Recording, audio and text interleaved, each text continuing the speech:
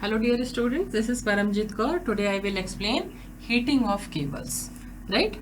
So, heating of cables से आप क्या समझते हैं? जब कोई भी केबल आपका वर्किंग कंडीशन में है तो वर्किंग कंडीशन में केबल में जो टेम्परेचर होगा वो इंक्रीज होगा. क्यों इंक्रीज होगा? Due to heat produced within the cable. ठीक है ना?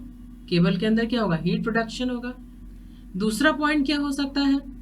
Dissipation of heat up to surface of the cable. ठीक है ना? तो दो पॉइंट आपके क्या हो गए?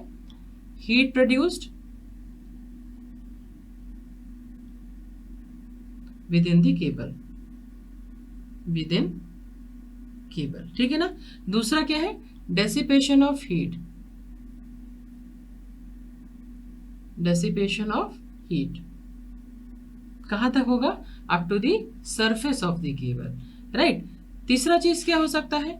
जो हीट है, अगेन हीट जो है सराउंडिंग मीडियम के कारण. एक तो क्या इंटरनली हीट डिसिपेट हो रही है due to working temperature and working heats, और दूसरी चीज क्या है? जो आपके सराउंडिंग मीडियम्स है उसके कारण भी आपकी हीट क्या है? डिसिपेट हो रही है. तो जो आपके एक्सटर्नल मीडियम्स है या फिर जो आपके सराउंडिंग मीडियम्स है, सो उसकी वजह से भी आपका क्या है? हीट डेसिपेट होगी,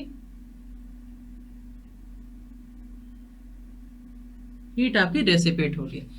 तीसरी चीज क्या है? जो केबल है आपका करंट को कैरी कर रहा है, जिसकी वजह से क्या होगा? हीट आपका प्रोड्यूस होगा. तो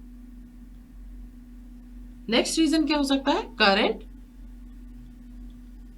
carried by the cable. Due to these reasons temperature of the cable is increased. Now अब अगर मैं अंडरग्राउंड केबल की बात करूं तो वहां पर भी आपका हीट प्रोड्यूस होता है. क्यों? क्योंकि कुछ लॉसेस वहां पे क्रिएट होंगे. कौन से लॉसेस क्रिएट हो सकते हैं? पहला क्या हो सकता है आपका? Copper loss. ठीक है ना? ये किसकी वजह से होगा? कंडक्टर्स के कारण I2R लॉसेस है. दूसरा क्या है आपका? Dielectric loss, dielectric losses. और थर्ड आपका क्या होगा? Sheath losses.